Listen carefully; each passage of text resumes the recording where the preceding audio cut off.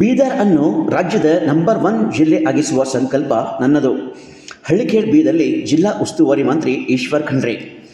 ಬೀದರ್ ಅನ್ನು ರಾಜ್ಯದ ನಂಬರ್ 1 ಜಿಲ್ಲೆ ಆಗಿ ಪರಿವರ್ತಿಸುವ ಸಂಕಲ್ಪ ನಾನು ತೊಟ್ಟಿದ್ದೇನೆ ಎಂದು ಜಿಲ್ಲಾ ಉಸ್ತುವಾರಿ ಮಂತ್ರಿ ಈಶ್ವರ್ ಖಂಡ್ರೆ ಅವರು ತಿಳಿಸಿದರು.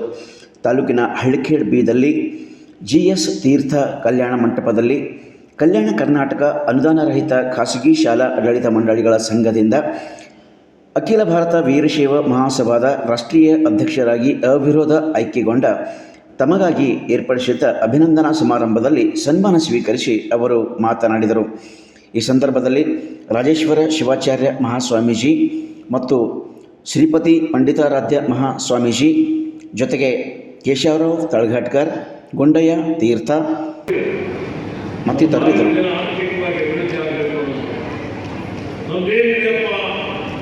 ನಮ್ಮ ಲಕ್ಷ್ಯ, ನಮ್ಮ ಗುರಿ ಬೀದರ್ ಜಿಲ್ಲೆ ಎಲ್ಲ ನಮಗೆ 18 ಲಕ್ಷ ಇವತ್ತು ಏನು ನಮ್ಮ ಜನಸಂಖ್ಯೆ ಇದೆ, ಎಲ್ಲರ ತಿಳುವಳಿಕೆ ಮಟ್ಟ ಜಾಸ್ತಿ ಆಗುತ್ತೆ.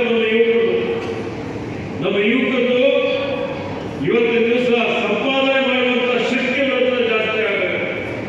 ಅವರ ಹತ್ರ ನೈಪುಣ್ಯತೆ ಶಕ್ತಿ ಜಾಸ್ತಿ ಆಗಬೇಕು. ಹೀಗಾಗಿ ಅವರ ಹತ್ರ ಪ್ರತಿಭೆ ಇನ್ನೂ ಉತ್ತಮ ಆಗಬೇಕು. ಈ ಸ್ಪರ್ಧಾತ್ಮಕ ಯುಗದಲ್ಲಿ ಮುಂಚೂಣಿಯಲ್ಲಿರಬೇಕು.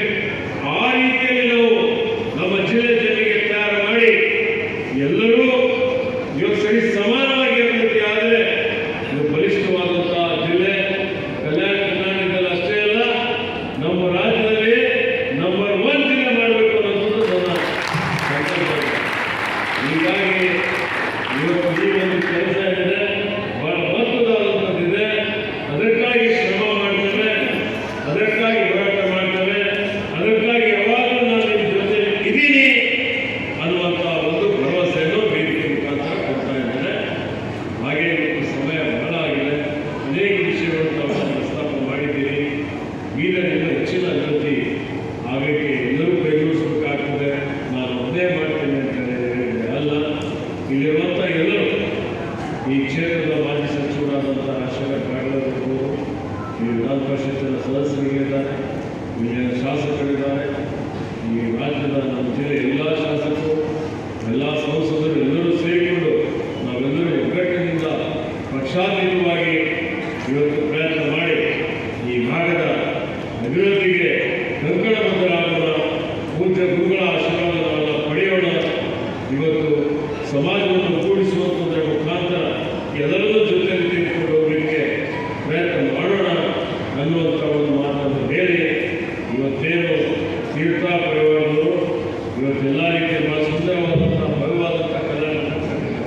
ಮೊನ್ನೆ ನಾನು ಮದುವೆ ಬಂದಾಗ ಹೇಳಿದೆ, ಇನ್ನೂ ನಮ್ಮ ಕ್ಷೇತ್ರದಲ್ಲಿ ಇನ್ನೂ ನಾನು ಸರ್ಕಾರದಿಂದ ಮಾಡಿಸಿದ್ದೇನೆ ಇವತ್ತೇ ಉದ್ಘಾಟನೆ ಮಾಡಿ ಇನ್ನೂ ಪ್ರಾರಂಭ ಮಾಡಬೇಕು.